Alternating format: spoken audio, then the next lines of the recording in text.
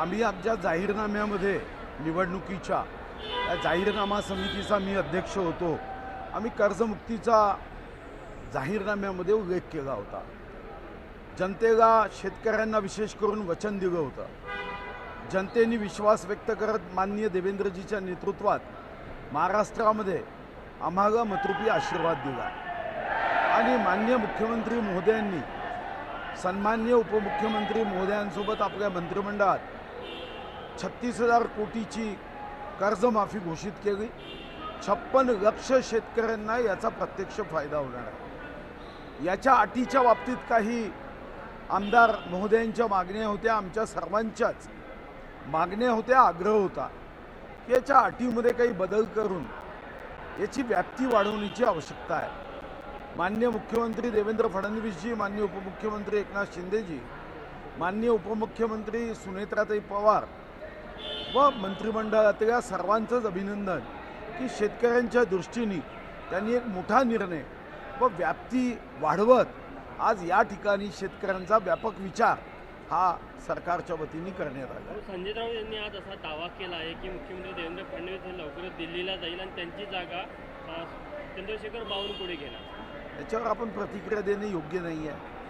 त्यांना या संदर्भातली म्हणजे जी माहिती आम्हाला नाही ती त्यांना असते याचा मात्र विचार केला पाहिजे की भारतीय जनता पार्टीच्या नेत्यांना काहीही माहिती नाही आणि त्यांना माहिती आहे.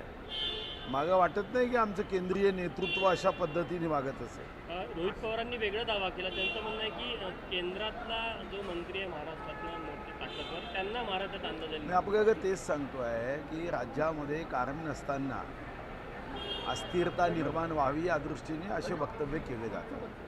सावरकरांना भारतरत्न देण्याची आपण काल पुन्हा एकदा मागणी केली. मी विधानसभेत ठराव मांडला 5 मार्चला आणि 5 मार्चला ठराव मांडताना मग शासनाच्या वतीने आश्वासन दिलं गेलं होतं. इंग्रजांनी तर त्यांना यातना दिल्या, पण ज्यांच्या विचारावर आम्ही राजकारणामध्ये भारतीय जनता पार्टीमध्ये काम करतो आहे आज त्यांच्या ठरावालाही 2 अधिवेशन जाणं योग्य नाही. आणि मी सांगितलं की याच्यानंतर माझी अपेक्षा होती ज्या पक्षाचा झेंडा मी हाती घेतला तो स्वातंत्र्यवीर सावरकरांना नमन करणार आहे. आमचे नेते देशाचे कणखर गृहमंत्री अमित भाई अनेकदा स्वातंत्र्यवीर सावरकरांच्या विचारांचा उल्लेख करतात. आम्हाला फक्त ठराव करून केंद्राकडे पाठवायचा होता आणि 19च्या जाहीरनाम्यामध्ये आम्ही याचा उल्लेख केला आहे.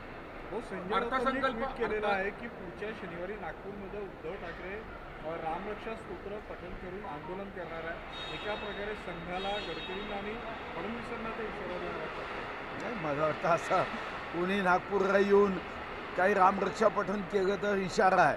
आता मी तर रोजच करतो मुंबईच्या माझ्या घरी, म्हणून काय उद्धवजींना इशारा आहे का?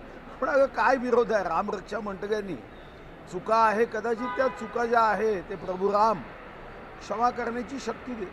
सोयाबीन जी आहे ती बऱ्याच जिल्ह्यांमध्ये उगवलंच नाही, शेतकऱ्यांची मोठी फसवणूक झाली, त्यामुळे चंद्रपूर जिल्ह्यामध्ये नाही असं आहे की साधारणतः सोयाबीनच्या बाबतीमध्ये दुर्दैवाने आपलं राज्य बियाणं बनवण्यामध्ये मागे आहे. आपण मध्य प्रदेशमधून साधारणतः सोयाबीनचं बियाणं आणतो आणि यामध्ये मग कमी उगवणारं बियाणं शेतकऱ्यांच्या नशिबात येतं. तेलंगणातून STBT हे आपण तिथून तस्कर विकतात आणि तिथेही अडचणी येतात. आणि म्हणून मी बी बियाणेच्या कायद्याच्या संदर्भात एक अशासकीय विधेयक आणलं. त्या संदर्भातली बैठक झाली आहे. आपला प्रयत्न आहे की असं अप्रमाणित बियाणं शेतकऱ्यांना देण्यात येऊ नये. या अगोदर धानाच्या बाबतीत झालं तेव्हा नुकसान भरपाई भरून देण्यासाठी आम्ही जेव्हा आक्रमक पवित्रा घेतला तेव्हा नुकसान भरपाई दिली सर्व शेतकऱ्यांना. जिथं अप्रमाणित बियाणं आहे शासनाने गंभीरतेने कारवाई केली पाहिजे. भाऊ, तुम्ही हे अशासकीय बिल मांडल्यानंतर आता सरकार त्याच्यावर कायदा करणार असल्याची माहिती येत आहे. जे बोगस बियाणं आहे, काय नेमकी माहिती आहे? असा कायदा सरकार करू इच्छित आहे?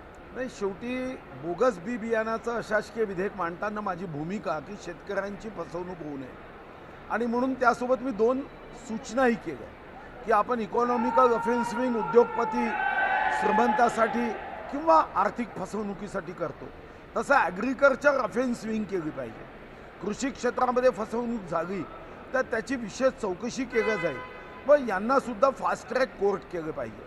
महाराष्ट्राच्या 36 जिल्ह्यात पहिल्या टप्प्यामध्ये 5 फास्ट ट्रॅक कोर्ट करणे, कारण नकली बियाणं समजा अप्रमाणित आहे, नकली याचा अर्थ अप्रमाणित, तरीही जर तुम्ही न्याय द्यायला 10 वर्ष लावलेत तर तो शेतकरी वाट पाहूच शकत नाही.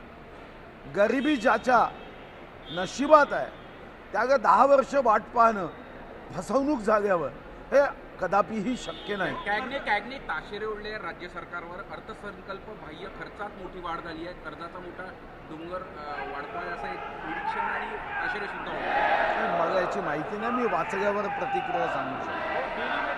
विधेयक जर मंजूर जर झालं तर मतदारसंघात मोठा बदल होतो. त्यामुळे कुठल्या सोयी घ्यायचे, पर्यायी मतदारसंघ घ्यायचे, त्यावर चाचपणी करतात याची माहिती नाही, थोडा उशीर आहे अजून. आता याच्यावर काही मत व्यक्त करणं योग्य नाही, कारण डिलिमिटेशन व्हायला पुन्हा एकदा संसदेमध्ये बहुमत लागेल आणि बहुमत आल्यानंतरच डिलिमिटेशन होईल. आणि मला व्यक्तिगत रीतीने वाटतं कोणतीही निवडणूक ही 10% उमेदवारांनी 90% पार्टी संघटन करत असते. भारतीय जनता पार्टी एवढं मजबूत संघटन ठेवते की उमेदवार कोणीही असो निवडून आणण्याची क्षमता आहे. 2009मध्ये आदरणीय गडकरींनी नागपूरचे नाना शामकोईंना चंद्रपूर पाठवलं, आम्ही 16 दिवसामध्ये आमदार केलं. तर मला वाटतं की निवडणूक 10% उमेदवाराची 90% संघटनेची असते आणि म्हणून डिलिमिटेशन जागेने फार फरक पडतो असं काही मला वाटत. धानाचा मुद्दा तुम्ही धाना शेतकऱ्यांना बोनसचा मुद्दा सभागृहात लावून धरला, अधिकाऱ्यांनी जी हलगर्जीपणा केली तेही तुम्ही निदर्शनास आणून दिलं, काय सांगा? नाही, धान हा आमच्या पूर्व विदर्भाचा सन्मान आहे, शान आहे. कर्जमुक्तीमध्ये फक्त बँकेत असणारं कर्ज त्याच्या जे आहे ते आपण माफी देतो आहे, पण त्याच्या हातात पैसेच नाही ना.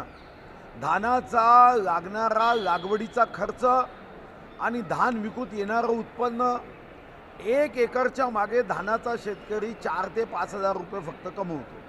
आणि 2013मध्ये काँग्रेस सरकारने बोनस सुरू केलं आणि ते आम्ही बंद करणं हे योग्य नाही आहे. आणि म्हणून माझी आग्रही भूमिका राहिली आहे की साधारणतः आम्ही 22,000 कोटी रुपये महिन्याला कर्मचाऱ्यांच्या पगारासाठी देतो, ते दिले पाहिजे, पण धानाच्या बोनसचा विचार अतिशय गंभीरपणे करा.